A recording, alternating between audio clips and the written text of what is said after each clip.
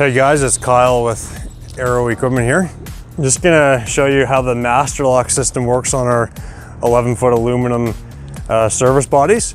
So this rod here runs the length of your service body and has clips on here.